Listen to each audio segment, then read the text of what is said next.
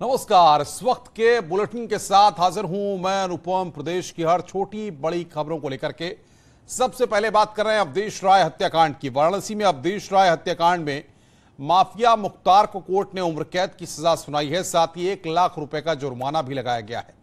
वहीं दूसरे मामले में मुख्तार अंसारी को 3 साल की सजा सुनाई गई है। आपको बता दें कि 3 अगस्त 1991 को वाराणसी के लौरा पीर चौराहे के पास अवधेश राय की गोली मारकर हत्या कर दी गई थी। 32 साल पुराने मामले में मुख्तार को आज कोर्ट ने उम्र कैद की सजा सुनाई है। सजा सुनने से पहले कोर्ट में मुख्तार गिड़गिड़ाने लगा। जज से माफिया ने कहा कि उम्र ज्यादा है, इसलिए कम सजा की मांग की, लेकिन गुनाह बड़ा था, इसलिए जज ने आजीवन कारावास की सजा सुनाई। माफिया को सजा मिलने के बाद वाराणसी कोर्ट के बाहर आम लोगों ने हर हर महादेव के नारे लगाए।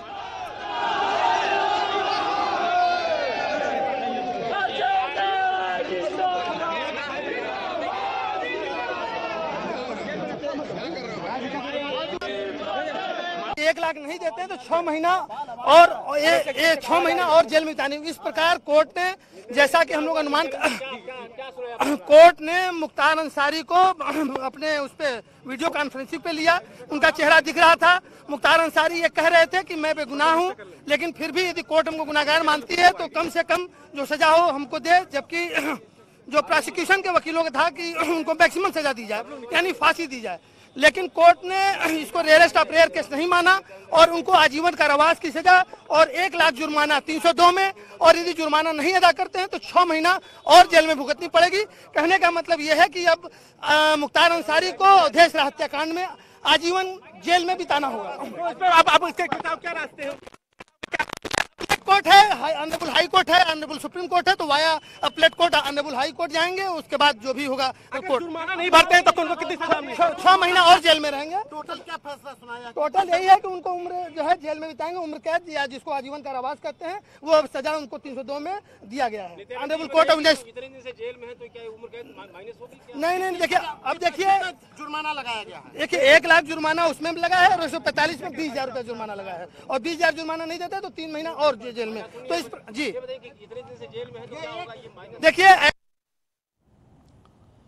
वहीं डिप्टी सीएम केशव प्रसाद मौर्य ने कोर्ट के फैसले का स्वागत किया और विपक्ष पर निशाना भी साधा। और यह कह सकता हूं गर्व से कि जब से भाजपा आई है उत्तर प्रदेश के अंदर सरकार में, चाहे मुख्तार अंसारी हों चाहे प्रदेश के अन्य कोई खूंखार अपराधी हों, प्रभावी पैरवी का परिणाम है कि आज कानून की ताकत क्या हो रही है इसका अपराधियों को एहसास हो रहा है।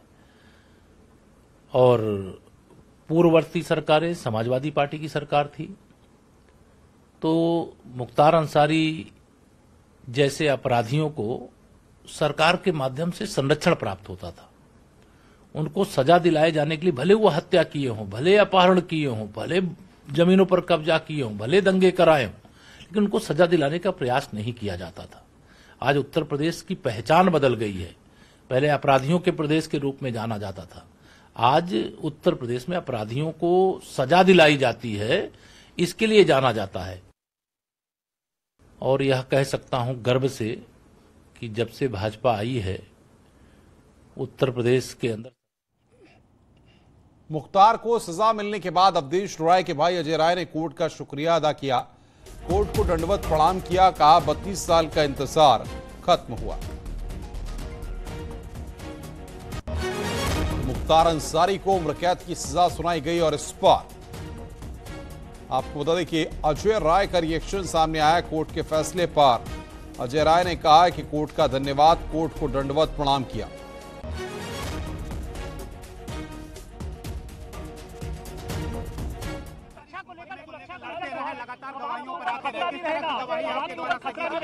खतरा, बहुत खतरा पहले से भी है, लगातार खतरा बढ़ता जा रहा है, पर सरकार मेरी सुरक्षा व्यवस्था के नाम पर कुछ नहीं, 2-3 गनर दे रखा है। मैं लगातार ये मांग कर रहा हूँ कि ये सुरक्षा बढ़ाई जाए, और सुरक्षा नहीं बढ़ाई जा रही है। अगर मेरे साथ कोई दुर्घटना होती है उसकी पूरी जिम्मेदार ये भारतीय जनता पार्टी की सरकार है।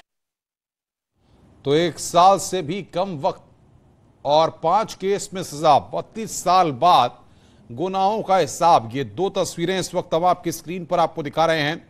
मुख्तार को उम्र कैद और दूसरी तस्वीर अजय राय ने दंडवत प्रणाम किया, वो तस्वीर इस वक्त हम आपको दिखा रहे हैं। दो अलग अलग आरोप में मुख्तार को सजा हुई है। एक आरोप में मुख्तार को उम्र कैद की सजा सुनाई गई है और दूसरे आरोप में 3 साल की सजा का ऐलान किया गया है। वाराणसी की एमपी एमएलए कोर्ट ने यह फैसला सुनाया है। 32 साल बाद गुनाहों का हिसाब हुआ है, यह हम आपको बता रहे हैं। यानी कि अब उम्र कैद की सजा मुख्तार अंसारी को सुनाई गई है और ताउम्र उनको जेल में ही रहना होगा। तो ये जो तस्वीरें हैं वो भी हम आपकी स्क्रीन पर आपको दिखा रहे हैं। और ये ग्राफिक्स मुख्तार पर जो बड़े आरोप 1988 में ठेकेदारी के लिए सच्चिदानंद राय की हत्या, 1988 में वाराणसी में कांस्टेबल राजेंद्र सिंह की हत्या, ये वो तमाम बड़े आरोप हैं जिनको हम बता रहे हैं। 2 पुलिस वालों को गोली मारकर फरार किया 1991 में। 1996 में एएसपी उदय शंकर पर जानलेवा हमला। ये बड़े आरोप 1997 में कोयला व्यापारी रूंगटा का अपहरण, 2005 में कृष्णानंद राय की हत्या, मऊ में भीषण दंगों का आरोप यहां पर लगा है।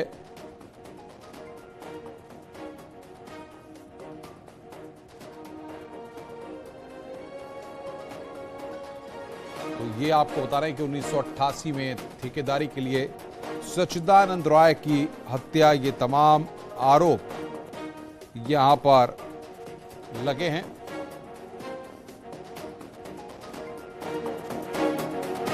और सीधे रुख करते हैं, उपेंद्र हमारे सहयोगी हमारे साथ ग्राउंड जीरो से जुड़ रहे हैं। उपेंद्र, बड़ा फैसला है ये कहा जा सकता है और अब ताउम्र मुख्तार को जेल में ही बिताना होगा वक्त, क्योंकि उम्र कैद की सजा सुनाई गई है।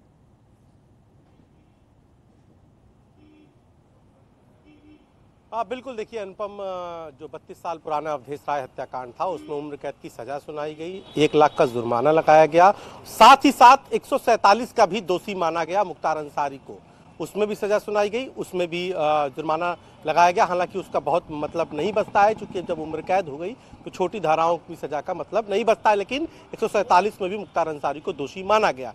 अब जो उनका वकील पक्ष है यानी कि मुख्तार पक्ष है, वो फैसले की कॉपी की इंतजार कर रहा है कि फैसले की कॉपी लेकर, चूंकि उनके पास फिर मौका है 60 दिनों तक, 2 महीने तक वो इसको लेकर उच्च अदालत में यानी कि हाई कोर्ट तक जा सकते हैं और इस फैसले को चुनौती दे सकते हैं। लेकिन चूंकि जिस तरीके से एमपी एमएलए कोर्ट ने इसको सजा सुनाई है, तो अब बहुत राहत मिलने की उम्मीद नजर नहीं आती उच्च अदालत में भी।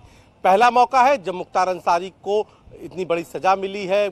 मुख्तार अंसारी के नाम वारदात तो कई थी, लेकिन सजा तक पहुंचते पहुंचते गवाह हॉस्टाइल हो जाते थे या गवाहों की रस्ते में मौत हो जाती। तमाम सारे आरोप लगते रहे मुख्तार अंसारी को लेकर पीड़ित पक्ष की ओर से, लेकिन ये पहला मौका था जिसमें 12 गवाहों की गवाही हुई। न केवल वादी पक्ष की ओर से गवाही बल्कि मुख्तार की ओर से अपने बचाव में 41 पन्ने की दलील पेश की गई। सजा सुनाए जाने से पहले भी मुख्तार यही कह रहा था कि उसको उम्र के लिहाज से, चूंकि उसकी उम्र बहुत हो गई है, इस लिहाज से उसको जितनी हो सके उतनी राहत दी जाए, लेकिन अदालत ने उसको उम्र कैद की सुनाई। हालांकि रेजिस्ट मर्डर नहीं माना, इसको रजिस्टर क्राइम नहीं माना, लेकिन उम्र कैद की सजा सुनाई, जो मुख्तार के लिए एक बड़ी मुश्किल है। अब इस पूरे फैसले को हम अगर देख लें, इसके पूरे पड़ाव को देख लें, तो जैसा मैंने बताया 12 गवाहों की गवाही हुई। खुद मुख्य गवाह अजय राय थे, जो कांग्रेस के प्रांतीय अध्यक्ष हैं, पूर्व विधायक हैं, और उन्हीं के भाई की हत्या हुई थी जिस वक्त लहुरा। बिल्कुल उपेंद्र, आगे भी हम आपसे अपडेट लेंगे। उपेंद्र हमारे से होगी इस वक्त की बड़ी खबर पर हमें अपडेट दे रहे थे। मुख्तार उस माफिया का नाम है जिसने पूर्वांचल को रक्तांचल में बदल दिया, या यूं कहें कि वो माफिया जिसके दरबार में जिंदगी और मौत मुकर्रर होती थी, लेकिन वक्त का पासा पलटा। अब उसके एक एक गुनाहों की फाइल खुली है और उसका हिसाब हो रहा है।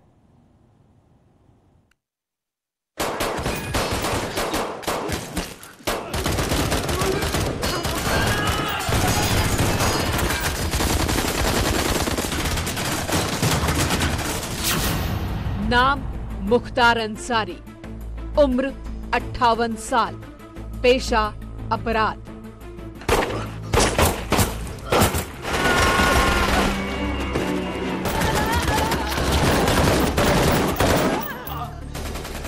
पूर्वांचल को रक्तांचल में बदलने की कहानी शुरू होती है 1970 में।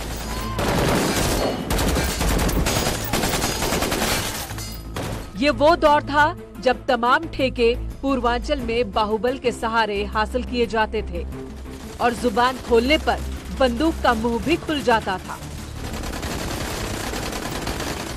एक तरफ था मुख्तार अंसारी गैंग तो दूसरी तरफ ब्रजेश सिंह का गिरोह। यानी पूर्वी यूपी में एक बड़ा खून खराबा होने वाला था। वक्त बीता, दोनों गैंग के बीच कई मुठभेड़ हुई और दर्जनों शूटर मारे गए, लेकिन हर मौत इस माफिया को पहले से अधिक मजबूत करती गई। 1988 में पहला मर्डर। 1988 में पहली बार हत्या के एक मामले में उसका नाम सामने आया था। हालांकि उसके खिलाफ कोई पुख्ता सबूत पुलिस नहीं जुटा पाई थी। नतीजा ये हुआ कि मुख्तार अंसारी की हिम्मत बढ़ती चली गई और अब वो ब्रजेश सिंह के साथ साहिब सिंह गैंग को भी चुनौती दे रहा था। गाजीपुर के सैदपुर में एक प्लॉट को हासिल करने के लिए गैंगस्टर साहिब सिंह के नेतृत्व वाले गिरोह का एक दूसरे गिरोह के साथ जमकर झगड़ा हुआ था। ये इस इलाके में गैंग वॉर की शुरुआत थी। ब्रजेश सिंह तब साहिब सिंह गैंग के लिए काम करता था। इनका टकराव हुआ, टकराव ब्रजेश सिंह से भी हुआ और ब्रजेश सिंह एक अलग गिरोह बना के चल रहे थे, मुख्तार अलग गिरोह बना के चल रहे थे। मुख्तार ज्यादा भारी पड़े और ये गिरोह पनपता चला गया। इसने पूरे पूर्वांचल पर कब्जा करने का प्रयास किया और यही नहीं, आप देखिए केवल उत्तर प्रदेश नहीं, बिहार में भी इनका काफी असर था। 1990 में सरकारी ठेकों की जंग। साल 1990 आते आते गाजीपुर जिले के तमाम सरकारी ठेकों पर कब्जे की जंग शुरू हो गई और इस गैंग वॉर में मुख्तार का कद बढ़ता चला गया। वर्चस्व की जंग में दोनों गैंग के बीच कई बार लड़ाई हुई। अजय राय के भाई अवधेश राय की 1991 में हत्या कर दी गई। इस हत्या के तार जुड़े मुख्तार गैंग से। इस हत्याकांड के बाद दोनों गैंग में खुलकर गैंग वॉर शुरू हो गया। एक के बाद एक कर लाशें गिरने लगी, जो इस बात का इशारा था कि ये गैंग अब एक जिले तक सीमित नहीं बल्कि पूरे पूर्वांचल पर उसका कब्जा हो गया। अब कोर्ट ने मुख्तार को दोषी मानते हुए 10 साल की सजा सुनाई है, लेकिन इस कांड के बाद ही मुख्तार के नाम की दहशत पूरे पूर्वांचल में फैल गई थी।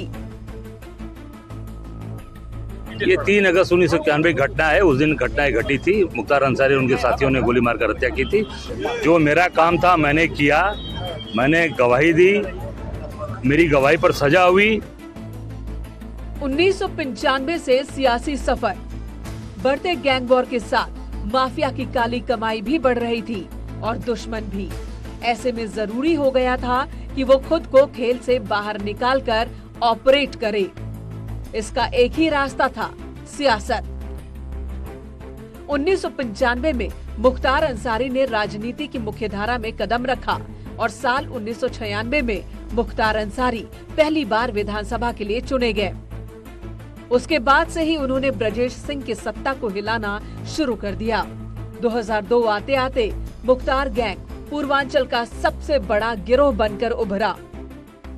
कोई भी माफिया तब तक नहीं बनता जब से उसे राजनीतिक संरक्षण न हो।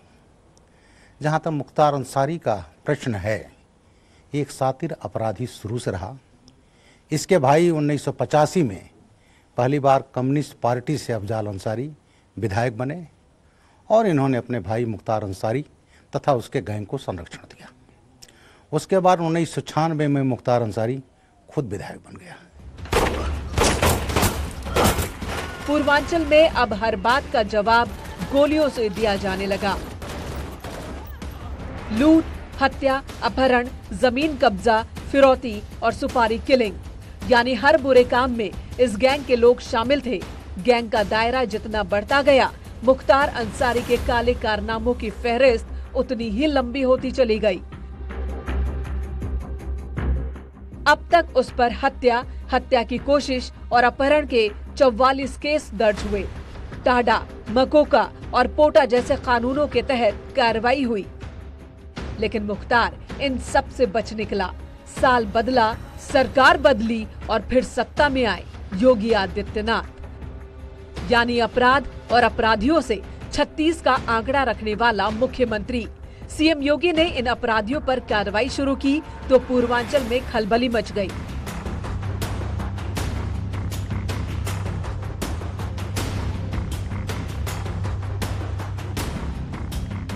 मुख्तार और उसके तमाम करीबियों पर ताबड़तोड़ कार्रवाई शुरू हो गई, जिसमें मकान, जमीन, शस्त्र जब्त किए जाने लगे। मुख्तार के भाई और बेटों की संपत्ति भी प्रशासन ने जब्त करनी शुरू कर दी। करीब 450 करोड़ की चोट माफिया को पहुंची।